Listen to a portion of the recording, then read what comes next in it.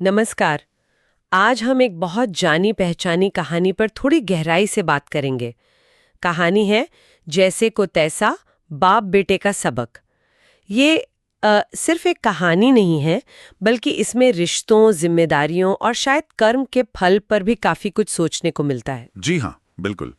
कहानी शुरू होती है एक बूढ़े पिता से जो अपने बेटे के साथ रहते हैं और उन्होंने अपनी पूरी जिंदगी, अपनी सारी मेहनत बेटे को पढ़ाने लिखाने में लगा दी। उसे एक बड़ा अफसर बनाया। हाँ, मतलब पिता ने अपना फर्ज पूरी तरह निभाया। बिल्कुल। लेकिन विडंबना देखिए, जैसे जैसे बेटा सफल होता गया, कामयाब होता गया, वैसे वैसे पिता उसे कहना चाहिए कि बोझ लगने लगे। अच्छा, ये तो बड़ा दुखद मोड़ है कहानी में। हाँ, और यहाँ ये सोचना जरूरी है कि ये बदलाव क्यों आया। क्या ये सिर्फ बेटे की कृतज्ञता थी, या फिर आजकल की जिंदगी का दबाव, जहां शायद बूढ़े माँ बाप की देखभाल मुश्किल लगने लगती है। हाँ, ये सोचने वाली बात है। कहानी सीधे तौर पे कारण तो नहीं बताती, पर बेटे का अगला कदम वो काफी कुछ कह देता है। जी, जब वो एक दिन सीधे सीधे अपने पिता से कह देता है, अब आप वृद्धाश्रम चले जाइए। ओ, बिना किसी भूमिका के सीधे। हाँ, और उससे भी ज्यादा चौंकाने वाली बात है पिता का रिएक्शन। वो कोई विरोध नहीं करते। वो चुपचाप चले जाते हैं। बिल्कुल चुपचाप। और पिता की ये जो खामोशी है ना, ये बहुत भारी है। सही, मतलब वो क्या सोच रहे होंगे उस वक्त? क्या वो बेबस थे या बहुत ज्यादा दुखी, या उन्होंने मान लिया कि अब इस घर में उनके लिए जगह नहीं? हाँ, उनकी चुप्पी कई सवाल खड़ी करती है।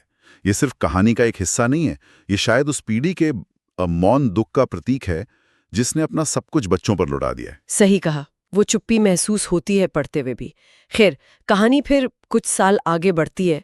अब उस अफसर बेटे का अपना बेटा बड़ा हो गया है। जी, और फिर वो क्षण आता है जो कहानी के शीर्षक को जैसे को तैसा सार्थक करता है। हाँ, जब उसका अपना बेटा यानी पोता अपने पिता से कहता है, वही बात, वही शब्द, पापा जब आप बूढ़ी होंगे तो आपको भी वृद्धाश्रम भेज दूंगा।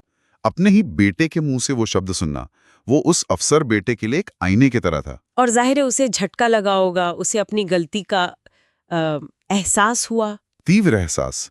कहानी कहती है कि वो रोते हुए वृद्धाश्रम जाता है और अपने पिता को वापस घर ले आता है। तो एक तरह से कहानी का ठीक लगता है, मतलब गलती सुधर गई। हाँ, ऊपरी तौर पर देखें तो लगता है कि समाधान हो गया।